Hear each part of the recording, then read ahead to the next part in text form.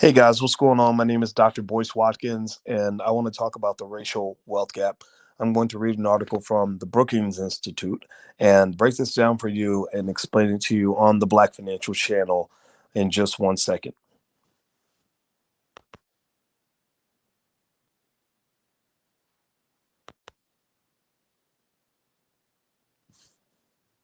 Okay, guys. So here's the deal. The racial wealth gap is something that has been discussed quite a bit, and a lot of people have a lot to say about it. A lot of politicians might acknowledge it temporarily, and then kind of go back to doing whatever they do when they're ignoring Black people like they normally do. And so, what I'm going to do is actually break down some of this racial wealth gap issue for you guys. I'm going to read some components to a Brookings Institute article and then kind of explain a little bit about the racial wealth gap. We've alluded to it, but I haven't done an actual podcast on the topic, and I'm going to keep this actually short. So before we move forward, let's do our ritual. Everybody who is Black first, put hashtag B1 in the chat. Hashtag B1 means you're Black first. That hashtag can be used anywhere on social media to participate in the conversation with other people who put the Black community first. So put your hashtag B1 in the chat. Crystal Mendoza, hey Gabe, hey Uma, good to see you. All right, so here we go. Okay, so this article, I'm going to pull this up on my other screen. It's written at brookings.edu by Kristen McIntosh, Emily Moss, Ryan Nunn, and Jay Shambaugh. So here's what it says. A close examination of wealth in the U.S. finds evidence of staggering racial disparities. At 171,000, the net worth of a typical white family is nearly 10 times greater than that of a Black family, which is $17,150 in the year 2016. Gaps in wealth between Black and white households reveal the effects of accumulated inequality and discrimination, as well as differences in power and opportunity that can be traced back to this nation's inception. The Black white wealth gap reflects a society that has not and does not afford equal opportunity to all its citizens. So, what I want to do is actually just look at that first sentence here and break some of this down in terms of the language. Sometimes if you try to solve a problem and you start with the wrong assumptions, then you're not going to be able to solve the problem at all. Give me a yes or no if you think that whatever America's been doing, whatever politicians have been doing to solve the racial wealth gap has been working. Give me a yes or no if you believe that their solutions have been beneficial to Black people. Give me a yes or no. Yes or no. Put it in the chat. I'm going to go ahead and say that the answer is no. If you look at the data, basically the racial wealth gap, if you go across time, the racial wealth gap is about as wide today as it was in 1968. In 1968, that was when we were led to believe that we'd made a lot of progress, that the civil rights movement, had been in full effect, that Black people had finally arrived, and we had overcome.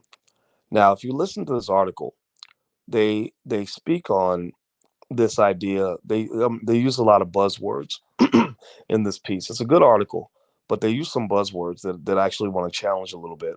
So I'm going to read this. They said gaps in wealth between Black and white households revealed the effects of accumulated inequality and discrimination, as well as differences in power and opportunity. So three words I want to focus on are discrimination, power, and opportunity. Discrimination, power, and opportunity. Also, the last part, the Black white wealth gap reflects a society that has not and does not afford equal opportunity to all of its citizens. So, this is where a more powernomics oriented philosophy differs from traditional discussion, traditional failed policy. When you talk about accumulated inequality, that part I can agree with. There's no problem with that. But discrimination and differences in power and opportunity, the reason that those words are applicable to this particular issue is because the number one reason that Black people can't have the same wealth as everyone else is because of the way integration was done in the first place. When you were integrated into America, you were not integrated as equal partners in the system. You were not integrated into America in a way that would elevate you as a community to the status of those who benefit from capitalism. You were integrated as a commodity. You were integrated to strengthen the capitalist system that already existed, that already benefited whites. And it didn't benefit all whites, it benefited wealthy whites. So if you imagine you've got American capitalism before black people were invited, right? Before we were allowed to go spend our money at white people's stores and all this other stuff. And you had the working class white folks, the majority, and then you had the elite, which say it's the top 10, top 20% people that actually have wealth. Well, they integrated you, and imagine if they had this room, and you got the working class white people in one half of the room, and then the elite white people in the other half of the room, and they say we want to integrate, we want to bring black people into our room. So they bring you in, but they don't let you into the side where the elite people are. They bring you into the working class side. They bring you into the side of the group of people who serve as the mules for capitalism. The same way you have a drug mule that brings dope across the border. Well, you got human mules in capitalist systems. Black people were integrated into the working class of America. The working class are the individuals who support the businesses, who buy from the businesses that make the billionaires richer, who pay rent to the landlords, who go and also support sustain the businesses or buy consumer products, right? So you were brought in to be a consumer, you were brought in to be a worker, you were brought in to be a renter. You were not brought in to be the landlord, you were not brought in to be the business owner, you were not brought in to be the producer. Do you follow what I'm saying? Please give me a yes or no in the chat if you get what I'm saying. This is going to go over a lot of people's heads. A lot of people won't get it. Do you get what I'm saying? Give me a yes or no. Okay, Blake says preach. Thank you, Blake. I appreciate the fact that you're hearing what I'm saying. And by the way, if you're looking for solutions, we're very solution oriented. I have a PhD in finance, so I've studied this stuff. I know this stuff very well. So you were brought in to be the worker. You were not brought in to be the boss. So let's keep going. Go focus on those three words: discrimination, power, and opportunity. So when you integrate it into the system that already has rules and parameters in place, it already has cultural norms, it already has a value system, it already has institutions that are run by the elite.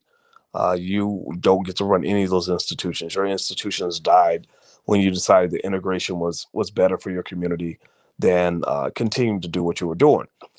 So you suffer discrimination because in any system, the majority group is going to make the rules of that system. I don't care what the system is.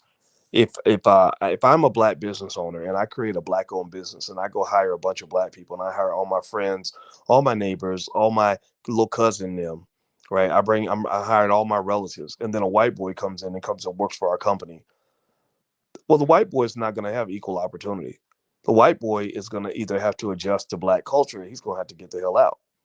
The white kid is going to be the victim of discrimination, not because there's something inherently fundamentally problematic with him being white, but because he's in an environment where he's outnumbered. And so, for many black people, when you chose to integrate, when you chose to commit yourself to being involved with the system that's run by people who happen to be the descendants of your historical oppressors, you played yourself. You played yourself.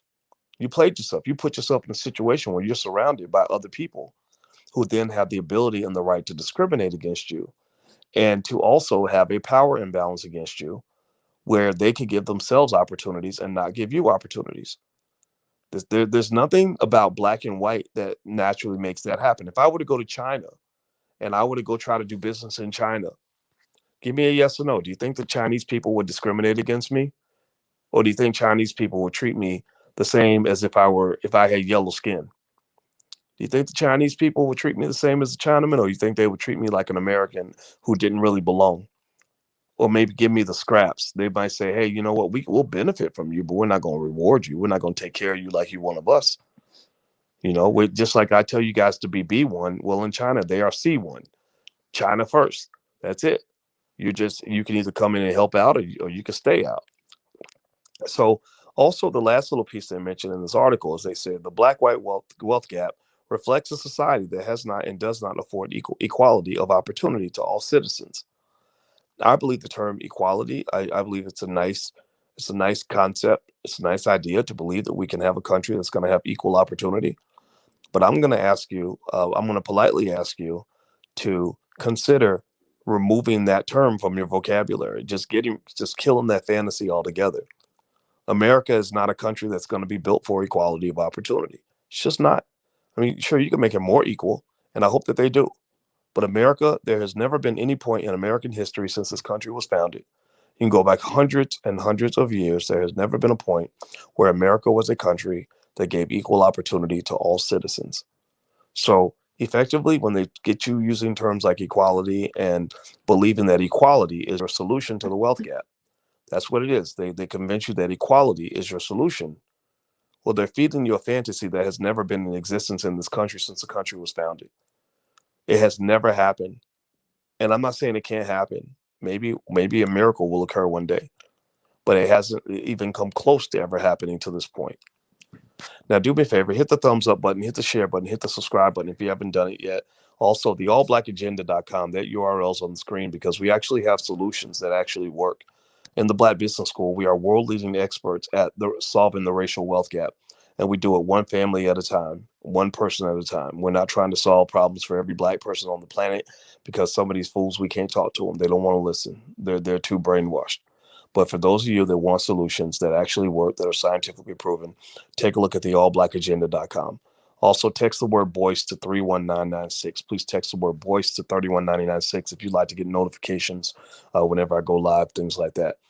We keep it real on this podcast, and we give you honest truth and break down things. We also don't insult your intelligence. We're not going to try to tell you to get your booty to the polls and start rapping to get your attention. We're going to actually just talk to you about ways to actually solve problems.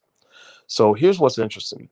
Another thing that they mentioned in this very good article from Brookings.edu. This is no disrespect to the people that wrote this article at all. I just wanted to point out some of that white liberal Democratic Party language that tends to be used. And this is not me saying that these are bad people, but it's me saying that we've supported these people. We give them our vote in every election. We do everything we can to keep them in power. Yet they haven't been able to solve this problem. They haven't even tried. They don't come close to it. You had an election just now where neither Democratic Party candidate, Kamala Harris or Joe Biden, ever said the word reparations, not even once. They never said the word reparations once in public, and that was deliberate. Because if you really want to talk about what's going to solve the wealth gap, well, maybe you could start by giving back all the money that was stolen from Black people. Here they write in this article, they said, you had 246 years of chattel slavery, followed by congressional mismanagement of the Freedmen's Bank, which left 61,144 depositors with losses of nearly $3 million in 1874. $3 million in 1874. If I do my math right, it's about whatever 60 or 70 times that amount right now, right? So you're talking about a couple $100 million, but really you're talking about billions of dollars, trillions of dollars of economic value stolen from Black people. They mentioned the violent massacre decimating Tulsa's Greenwood district in 1921 and discriminatory policies throughout the 20th century, including the Jim Crow era's Black codes, strictly limiting opportunity in many southern states, the GI Bill, the New Deal's Fair Labor Standards Act's exemption of domestic agriculture and service occupations, and redlining. And that doesn't include things like the Biden crime bill and mass incarceration, which took fathers out of the home, which ultimately undermined the infrastructure of the Black family all across this country, which right there, probably cost you another 2 or 3, 4, 5 trillion dollars in potential wealth, because it's much harder for a family to make money or to build wealth when you ain't even got a daddy in the house to protect the children. So if you ever want to have a real conversation about this, then let's have the real conversation. But the reason we don't have a real conversation is because they're not ready to have that real conversation. They don't want to have that real conversation. So I read this article. It's right here at Brookings.edu. There's more that they talk about here. By the way, the title of the article is Examining the Black-White Wealth Gap, if you want to look it up. There's another point that I found that I thought was really interesting. Where this is amongst Black people who actually are in the top 10% of income. They said for those in the top 10% of income, which is the only 3.6% of all Black people are in the top 10% of income, the racial wealth gap is still quite large. Median net worth for white families in this income group is 1.7 million versus 343,000 for Black families. So there is a wealth gap at every income level, going all the way down to high school graduates. Derek Hamilton and Sandy Darity, two very intelligent guys. Derek Hamilton was involved in the creation of Ice Cube's contract with Black America, if I'm not mistaken. They said here that white families receive much larger inheritances on average than black families. And Darity and Hamilton conclude that inheritances and other forms of intergenerational transfer, quote, account for more of the racial wealth gap than any other demographic and socioeconomic indicators. So the inheritance piece is very, very important, which is why, as a person who's interested in solutions, not just feel good political talk, I want to make sure that you leave an inheritance to your kids. You can get started with that just by making sure you at least have life insurance in place. Be careful with those student loans. Student loan debt is one of the biggest drivers of the racial wealth gap. That's why many educated black people can't build wealth. They have a lot of education, so they have higher incomes, but they're not building wealth because they borrowed $200,000 to get a degree from a university, which was actually a transfer of wealth from the hands of black people to the hands of white people. But imagine if black people actually owned and ran institutions. If you want to know why I created the Black Business School, for example, is because I said, what if black people ran these universities? And if we're going to go in debt to go get a degree, what if we were in debt to a black institution instead of a white one? Not to say that that's any better, not to say that I believe anybody should put you in debt, but at least you wouldn't be transferring all of your family wealth, all your intergenerational wealth, every opportunity you have to actually build an asset, transferring that literally into the hands of white people who don't even want to hire black people. These universities don't hire black professors. A lot of them don't. In fact, many HBCUs, if you go to the business school or the computer science department, they don't have any African American faculty. They just don't. Go look it. Go look. Don't ask for my verification on this. Like, go verify this yourself. Many HBCUs do not hire the black people or African Americans, foundational black Americans, for business schools and or for the sciences. And these PhDs exist. These professors are out there. They just don't want to hire them for various reasons. So they'll. When I went to interview at Howard University for a position in the finance department, I was interviewed by a Chinese man, and this Chinese man was one of the key deciders in whether or not I would be a fit for their African American students. So what I would just say to you in general is that this wealth gap is persistent because the opportunity to build wealth is sort of being sucked out of you when you're not even looking. When you have income, that's an opportunity to capitalize that income and actually build a capital base for your family. That's your chance to have an endowment. That's your chance to actually change the game. But what occurs is that, number one, you don't have a culture that really values wealth building as a core fundamental value. You don't have a culture that is built on heavy institution building. Your culture aims straight for the bottom of the barrel. Your culture pushes you to go get the job. And remember, I told you, if you think about capitalism, think about it as a room where you got two sections of the room. You got the room where the owners live or the owners stay, and you got the part of the room where the workers stay. The workers are the mules. The workers are the ones who support capitalism. The owners are the ones who benefit from it. Talking about people who own shares of stock, who own property, and who own businesses. Well, your culture pushes you to the side of the room of the worker. Tell me, answer this question in the chat. When you grew up and your family talked about making money, was most of the conversation about buying stocks and bonds and real estate and starting businesses, or did the conversation center around filling out job applications? Was there more talk about jobs, or was there more talk about ownership? Which one did you have in your household? In my household, everybody talked about getting a job. So the thing that's interesting about this is that when you talk about this racial wealth gap and you look at culture, you have to first ask yourself, what are you aiming for? Are you aiming for the top of the barrel, or are you aiming for the bottom? Well, 9 times out of 10, you're going to kind of get what you aim for.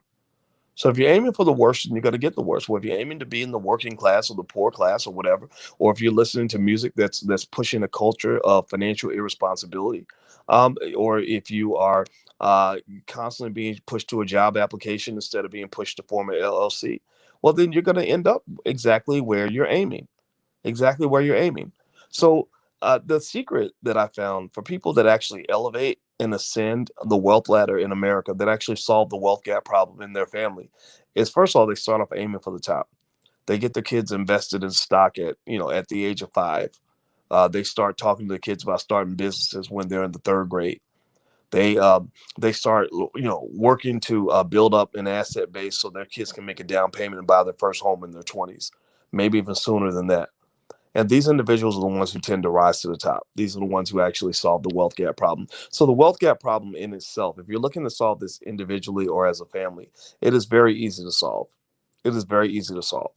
But if you're solving it as a community, if you're trying to figure out how to get 40 million black people to rise up the ladder, I don't know how to solve that problem because I don't have the power to do it. I don't control the media. I can't stop rappers from rapping about being financially irresponsible. Creating a bunch of babies mamas so that you go broke paying child support, or having a bunch of baby daddies so that you end up broke because you can't afford to take care of all them kids by yourself, or spending all your money on a Gucci bag and a Louis purse and some red bottom shoes when you haven't even bought a single asset for your children. I can't change that culture. I can't talk to everybody. I can only talk to you. But if you want to solve that problem yourself and you want to close the racial wealth gap on your own, that is really, really, really easy to do. And you can do it in less than a generation. One example is if you go to the allblackagenda.com, I have something there that you can feel free to check out called the $5 a day investment plan.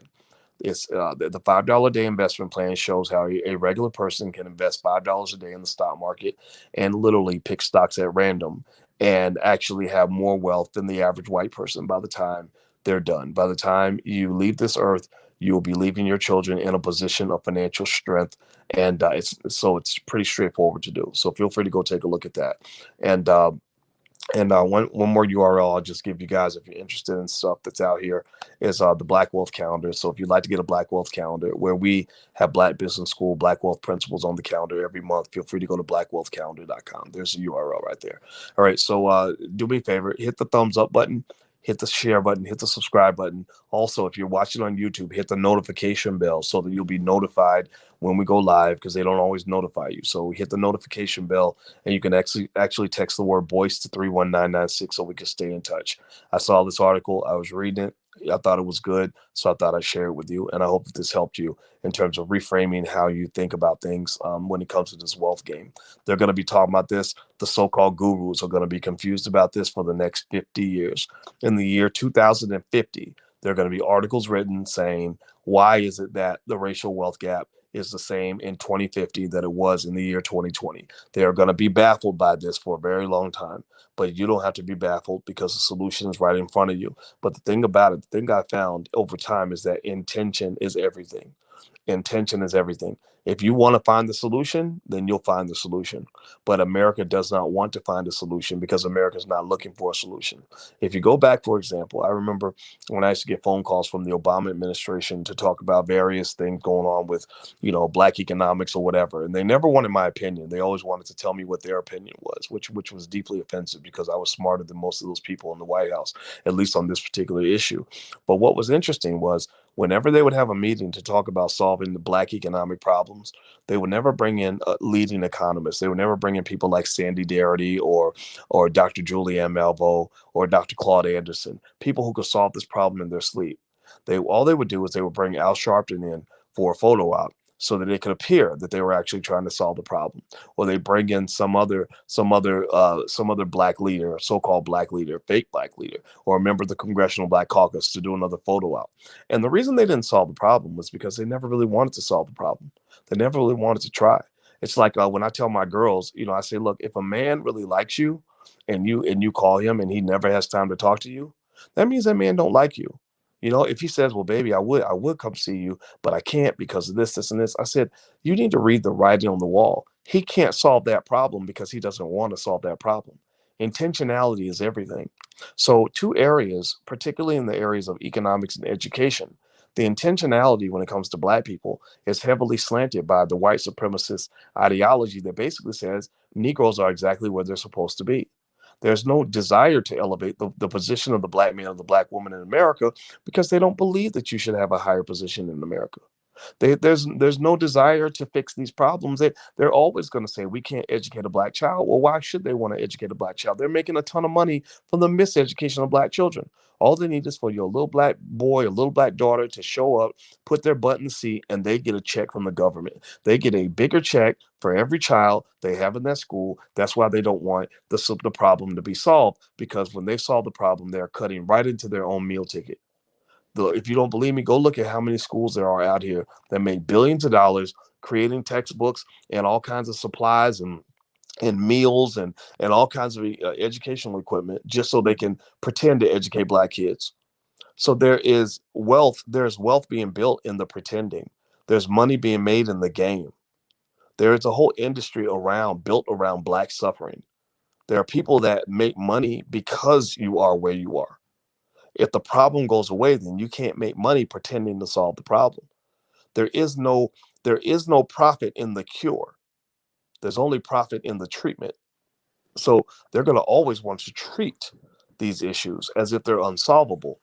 But I'm trying to tell you that there is a cure out there, but you got to go find it off the grid. You ain't going to find it in mainstream media.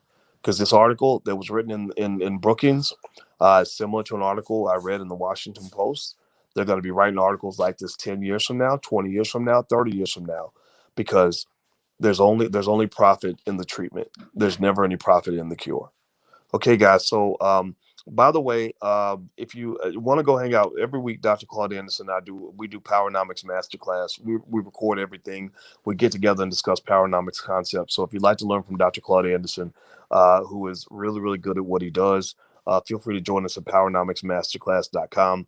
And also, if you have children that you'd like to expose to wealth concepts, feel free to take a look at our financial workbooks and flashcards.